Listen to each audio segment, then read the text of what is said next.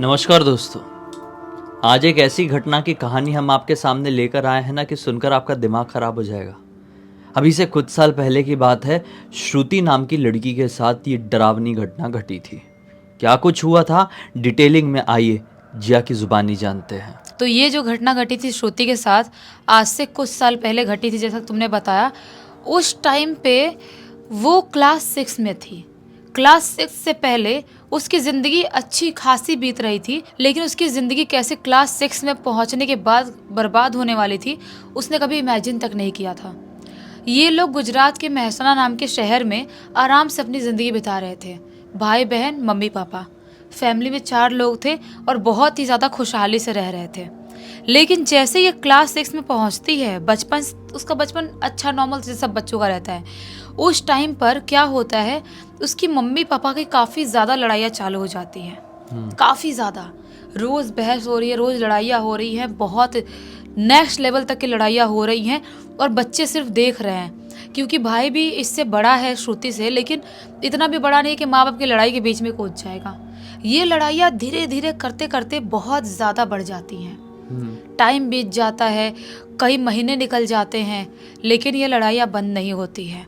जो श्रुति की मम्मी थी वो डिवोर्स फाइल कर देती है इसके पापा के खिलाफ, और डिवोर्स फाइल करने के साथ ही साथ एलमनी भी फाइल करती हैं, सारी चीज़ें केस कर देती हैं, सारी चीज़ें बहुत अलग लेवल तक की चीज़ें होती हैं। इसकी लाइफ में पूरी तरह से उथल पुथल मच जाता है। इसकी मम्मी ने इन लोगों का भी डाली थी कि बच्चे मेरे पास रहेंगे, एलमनी भी मेरे पास रहेगी, सारी चीज़ें। लेकिन श्रुति की मम्मी वो केस हार जाती है। ना ही पैसे मिलते हैं और ना ही बच्चे। मम्मी को अकेले जाना पड़ता है, जहाँ भी मायके जाना है, जहाँ पर भी जाना है। अब श्रुति और उसका भाई दोनों पापा के पास आ जाते हैं। पापा के पास है और इन दोनों का ख्याल इनके पापा ही रख रहे हैं। बहुत प्यार से, बहुत अच्छे से, जैसा पहले रखते थे उससे भी ज़्यादा अब ख्याल रखने लगे हैं, क्योंकि माँ बाप की दोनों की जिम्मेदारी उनको ही निभाना है। सब कुछ करते करते श्रुति की लाइफ में उतना कुछ बड़ा चेंज भी नहीं आया था, क्योंकि इससे पहले बहुत लड़ाई होती थी। थोड़ी बहुत अपनी मम्मी की याद आती होगी, लेकिन पापा वो भी कमी पूरी कर दे रहे थे, प्यार इतना करते थे इन लोगों को। ये सब कुछ करते करते और साल बीत जाते हैं। श्रुति क्लास 10th में पहुंच जाती है, और जो उसका भाई था वो लखनऊ पढ़ाई करने के लिए पहले ही चला गया था, क्योंकि वो सीए का कोर्स कर रहा था। उसके लखनऊ चला गया, और यहाँ पे गुजरात में उस शहर में श्रुति और उसके पापा ही हैं। ये बोर्ड का एग्ज़ाम इसका आने वाला है, क्लास 10th में पहुंच गई है, तो ये स्कूल भी जाती थी और साथ ही साथ जो स्कूल से अपने घर आती थी, घर आके शाम के टाइम में अपने ट्यूशन जाती थी 4-5 बजे करीब, और रात के लगभग 8 बजे करीब तक अपने घर वापस भी लौट आती थी। डेली का इसका ऐसा ही था। न ज़्यादा बाहर खाती पीती थी, न ज़्यादा किसी से बात करती, ना कुछ करती थी, सिर्फ और सिर्फ अपने पढ़ाई लिखाई पे ध्यान दे रही थी। इसके पापा भी काफ़ी ज़्यादा खुश थे कि मेरी बेटी बहुत अच्छे से रहती है, सिर्फ पढ़ाई लिखाई पे ध्यान देती है, मतलब जैसा मेरा बेटा पढ़ाई लिखाई में स्कॉलर है, मेरी बेटी भी अच्छा कुछ ना कुछ ज़िंदगी में कर ही लेगी। पापा खुश हैं। ये डेली की तरह अपने ट्यूशन से एक दिन लगभग 8 साढ़े 8 बजे का टाइम हो रहा था, लौट रही थी अपने घर लौट रही थी। और घर लौटते टाइम आज ना रात थोड़ी अलग थी। ऐसा लग रहा था कि ये ना अमावस्या की रात है, क्योंकि बहुत ही काली रात थी। और जिस गली से ट्यूशन से आती थी अपने, वो वाली गली में थोड़ा बहुत अंधेरा रहता था, स्ट्रीट लाइट थोड़ा दूर दूर था, और उस गली के बाद मेन रोड पड़ता था, उसके बाद उसका घर पड़ता था, ऐसा वाला था। तो वो अपनी साइकिल से उस गली से आ रही थी।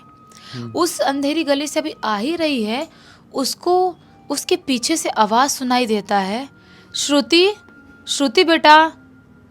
और ये आवाज़ बहुत ज़्यादा जानी पहचानी लग रही थी।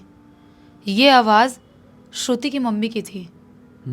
ये पीछे मुड़ के देखती है, उसको लगता है मम्मी यहाँ पे क्या कर रही है, मतलब यहाँ पे कैसे, ये हो ही नहीं सकता, मम्मी नहीं आ सकती है, कैसे आ सकती है मम्मी। ये सारी सोच की चीज़ें वो पीछे मुड़ के देखती है। पीछे मुड़ के देखती है, मम्मी वहाँ पर नहीं थी। मम्मी की आवाज़ आई थी खाली। मम्मी की आवाज़ आई थी। जैसे ही पीछे मुड़ के देखी है, एक ठंडी हवा का झोंका उसके शरीर को टच करता है, बस इतना ही इसको महसूस हुआ। उसकी मम्मी हो ही नहीं सकती थी वहाँ पे, क्योंकि ये ठंड का टाइम चल रहा था, लगभग विंटर का ही टाइम था, और उसके 1-2 महीने पहले ही उसकी मम्मी ने खुद को खुश कर ली थी। तो मम्मी कहीं से हो ही नहीं सकती। ये उसको पता नहीं सिर्फ था कि पता था, इसीलिए तो शौक होके पीछे मुड़ के देखते कि मम्मी यहाँ पे कैसे हो सकती है, हाँ वही मम्मी की आवाज़ कैसे हो सकती है। हाँ मम्मी थी ही नहीं, सिर्फ और सिर्फ मम्मी की आवाज़ थी। इसको थोड़ा वियर्ड लगता है। काफ़ी साल हो गए थे, क्लास 6 में मम्मी अलग हुई थी, 7, 8, 9 3 साल हो गए थे। कई बार थोड़ी बहुत बात हुई भी थी फ़ोन में, लेकिन ऐसा मिलना जुलना ज़्यादा हुआ नहीं था, क्योंकि अपने पापा के पास रहते डिवोर्स के बाद। ये थोड़ी सी टेंशन में आती है, थोड़ा इसको गंदा फील होता है, और वहाँ से अपनी साइकिल चला चलाते अपने घर आती है। घर आके ज़्यादा किसी से कुछ बात नहीं करती है, पापा से बात नहीं करती है, खाना खाती है, खाना खा के सो जाती है। ऐसे ही इसकी ज़िंदगी के 3 दिन बीत गए, पता ही नहीं चलता है। चौथे दिन सुबह के टाइम में ये नहीं उठती है, उठती नहीं है स्कूल जाने के लिए। इसके पापा टेंशन में आ जाते हैं, इतना ज़्यादा टाइम हो गया, ये उठी क्यों नहीं, स्कूल नहीं जाना है इसको।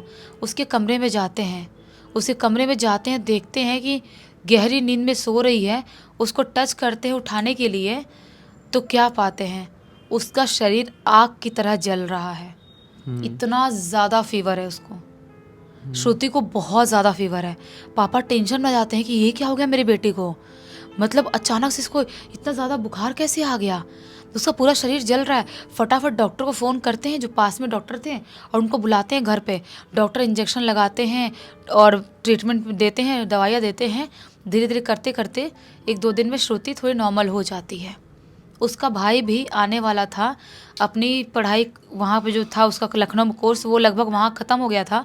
उसका ना वीज़ा आने वाला था, क्योंकि वो इंडिया से बाहर आगे पढ़ाई करने के लिए जा रहा था। तो इसीलिए अपने गुजरात, अपने शहर वापस आ रहा था वो।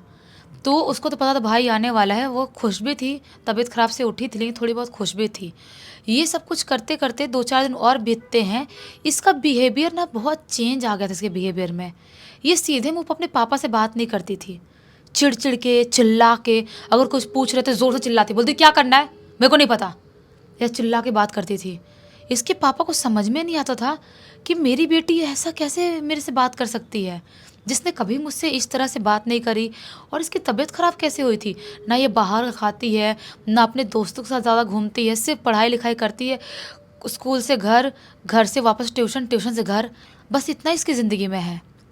पापा को थोड़ा अजीब लगता है, लेकिन इग्नोर करते हैं, सोचते हैं बच्चे बड़े होते कई बार चिड़चिड़े हो जाते हैं। इसका श्रुति का भाई भी वापस आ जाता है घर। भाई वापस आ गया है, और श्रुति का बिहेवियर वैसा ही है। रात में कभी भी चीख के उठ रही है, चिल्ला के उठ रही है, अजीब सा किसी को गुस्से में चिल्ला दे रही है, कुछ भी बोल दे रही है, लड़ाई कर ले रही है पापा से, भाई से, सबसे। इनको समझ में नहीं आ रहा है। बहुत डॉक्टर को भी दिखाते हैं, चिड़चिड़ी क्यों हो गई, क्या ऐसे हरकत हो रही है इसकी, लेकिन किसी को समझ में नहीं आ रहा कि ऐसी हरकत ये क्यों कर रही है। एक दिन रात की बात होगी, रात के तकरीबन 11:30-12 बजे करीब, जो श्रुति का भाई है वो अपने दोस्तों से मिलने के लिए कहीं बाहर गया हुआ था। बाहर से घर वापस लौट रहा था, घर आ रहा था, चाबी तो घर का उसके पास ऑलरेडी पहले से था। वो अपने घर के बाहर आया, और गेट जैसे ही दरवाज़ा खोलने वाला चाबी लगा के, उससे पहले ही उससे अपने दरवाजे के पास बाहर ही एक इतनी बड़ी पोटली दिखाई देती है, अजीब सी मैली सी सड़ी हुई पोटली। ये सोचता है मेरे घर पे ऐसी पोटली मैंने कभी नहीं देखा, और हमारे घर वाले घर के जस्ट बाहर दरवाजे पे ऐसी पोटली क्यों फेंकेंगे। उसको थोड़ा अजीब लगता है, ऐसी पोटली किसने फेंका है। वो दरवाज़ा खोलता है और पोटली उठा लेता है। पोटली उठा के अपने अंदर लाता है हॉल वाले एरिया में, और डाइनिंग टेबल पर बैठ के उस पोटली को खोल देता है। जैसे ही पोटली खोलता है, उसके अंदर 5-6 सड़े हुए अजीबोगरीब टाइप के बदबूदार नींबू थे, अजीब सा सड़ा हुआ मांस और अजीबोगरीब टाइप की चीज़ें दिखाई दे रही थी। उसको ऐसा लगता है कि ये अजीब सा मांस का टुकड़ा, इतने सारे नींबू ऐसे इस पोटली में कैसे पड़े हुए हैं। उसको अजीबोगरीब अजीब सी फीलिंग आती है। वो अपने पापा कमरे में जाता है और उनको उठा के लाता है और अपने पापा को दिखाता है, बोलता है कि ये देखो, ये अजीब सा अपने दरवाजे के पास पड़ा हुआ था, शायद किसी ने काला जादू किया था, मुझे ऐसा लग रहा है। इसके पापा बोलते हैं कि हो सकता है बेटा किसने करा होगा, तुझे ये अंदर नहीं लाना चाहिए था। ये लोगों के लिए आम बात है, जलने वाले ऐसी हरकत कर देते हैं। अभी ये लोग आपस में बात कर ही रहे होते हैं, तभी अचानक से श्रुति के कमरे से ज़ोर ज़ोर से चीखने चिल्लाने की आवाज़ सुनाई देने लगती है। बहुत ही ज़्यादा लाउडली। ये भागते उसे कमरे के अंदर जाते हैं। वो खुद को बहुत ज़ोर ज़ोर से पलंग पे पटक रही है और इतने ज़ोर से पटक रही है कि पलंग उछल उछल के ऊपर तक जा रहा है और खुद का सर वर मार रही है पलंग में और अजीब सा चीख रही है, चिल्ला रही है और बोल रही है, नहीं छोड़ूंगी, नहीं छोड़ूंगी इसको, इसको अपने साथ लेके जाऊंगी, इसको नहीं छोड़ूंगी, जिंदा नहीं छोड़ूंगी इसको। ऐसे चिल्लाते हुए भारी सी आवाज़ में बहुत ज़ोर ज़ोर से बोल रही है, एकदम मोटी सी आवाज़ में, जैसे श्रुति की पतली सी आवाज़ ना हो, कोई भारी सी आवाज़ हो, ऐसे बोल रही है। ये जो पापा हैं ये और इसके भाई श्रुति के बिल्कुल घबरा जाते हैं, उसको बांध देते हैं कैसे कैसे चद्दर उधर से और उसकी बुआ को फ़ोन करते हैं, श्रुति की बुआ को, कि ऐसा ऐसा कुछ हो गया, ऐसी हरकत कर रही है। बुआ बोलती है कि भैया हो सकता है, श्रुति के पापा को, भैया हो सकता है कि उसके ऊपर कुछ ऊपरी हवा लग गई है, मैं सुबह किसी पंडित जी को लेके आती हूँ, आप एक काम करो, दरवाजे पे खिड़की पे हर जगह गंगा जल छिड़क दो उसके पलंग पे और उसको बांध के ही रखो, उसको खुला मत छोड़ो, कुछ तो बहुत गलत हो गया है। ये लोग ऐसे ही करते हैं जैसा कि बुआ ने बताई थी। ये लोग पूरा गंगा जल छिड़कते हैं बेड पे, उसके ऊपर बहुत ज़ोर से चिल्ला चिल्ला रही है, दरवाजे पे विंडो पे कि बाहर ना निकल पाए और अंदर उसको बंद कर देते हैं। सुबह सुबह के टाइम में बुआ लेके आती है एक पंडित जी को। पंडित जी आते हैं और जैसे ही पंडित जी आते हैं दरवाज़ा खोला जाता है, वो बहुत ही ज़्यादा आक्रामक हो जाती है, बहुत ही बुरी तरह से चीखने चिल्लाने लगती है और खुद का सर पटकने लगती है। सामान जितने भी पड़े हैं बेड पे सब उठा उठा के पंडित जी की तरफ मारना चालू कर देती है। पंडित जी बोलते हैं कि सिर्फ मैं इस घर को बांध सकता हूँ, मैं सिर्फ इस घर की शुद्धिकरण कर सकता हूँ, लेकिन इस लड़की को नहीं बचा सकता। इस लड़की के ऊपर बहुत ही भारी शैतान है, जिसकी मौत आखिरी टाइम पे ऐसे हुई थी जैसे कि वो बदला चाहती थी, और बदली वाली जो शैतान होती है, जो बदला लेने वाली, वो इतनी आसानी से किसी की जान नहीं छोड़ती है। मैं कुछ नहीं कर पाऊँगा, आप किसी बड़े बाबा को, तांत्रिक या अघोरी को बुला के लाओ तो ही कुछ हो पाएगा। बुआ जब सुनती है सोचती है कि करना तो कुछ पड़ेगा, नहीं तो मेरी भतीजी ऐसी ख़त्म हो जाएगी। बुआ जो है वो उसको बांध के रखते हैं, बाबा जी थोड़ा बहुत पंडित शुद्धिकरण करना चालू करते हैं और बुआ पता लगाना चालू करती है कोई बाबा, तांत्रिक, ओझा या अघोरी मिल जाए। एक जगह एक अघोरी बाबा के बारे में पता चलता है, बहुत ही बूढ़े सिद्ध पुरुष थे, उनके पास बुआ जाती हैं लेकिन वो आने के लिए तैयार नहीं थे। ऐसी अघोरी इतनी आसानी से आने को तैयार नहीं होते हैं, क्योंकि उनको मोह माया नहीं होता है दुनिया से कोई भी चीज़ों का। वो बहुत पैर पड़ती हैं, बहुत सर पटकती हैं, बोलती हैं बाबा जी प्लीज़ चल लीजिए, नहीं तो मेरी भतीजी बच नहीं पाएगी, उसकी हालत बहुत ख़राब है, शैतानी शक्ति ने जकड़ लिया, आप ही कुछ कर सकते हैं, प्लीज़ चल लीजिए, बहुत ज़्यादा ही विनती करती है। तो जो अघोरी बाबा थे वो इनके घर पे आते हैं, इनके घर पे आते हैं और जैसे अघोरी बाबा को देखती है श्रुति और भी ज़्यादा आक्रामक हो जाती है, अजीबोगरीब हरकत करने लगती है। लेकिन जो अघोरी बाबा थे वो इतने ज़्यादा ताकतवर थे कि उसके ऊपर झाड़ फूँक करना चालू कर देते हैं, और जैसे झाड़ फूँक करना चालू करे हैं वो अपने अंदर से चीखते चिल्लाते हुए अपना नाम से लेके हर चीज़ बताना चालू कर देती है। वो अपना नाम बताती है, वो जो कि श्रुति की मम्मी का नाम था, और ये बोलती है कि मैं वापस इसलिए आई हूँ क्योंकि मुझे बदला चाहिए। इस आदमी ने मेरी ज़िंदगी बर्बाद कर दिया, मेरे बच्चों को छीन लिया, मुझे पैसे नहीं दिया, कुछ नहीं दिया, जो मैं चाहती थी वो मुझे कुछ नहीं मिला। मैं इस घर को सब कुछ बर्बाद करना चाहती थी, इसलिए वापस आई। ये मुझे रास्ते में जाते हुए दिखी, मैंने आवाज़ लगाई, पीछे मुड़ के भी देखी, तभी मैं इसके शरीर में घुस गई थी और मैं छोड़ूंगी नहीं। ऐसे अघोरी बाबा बोलते कैसे नहीं छोड़ेगी तू।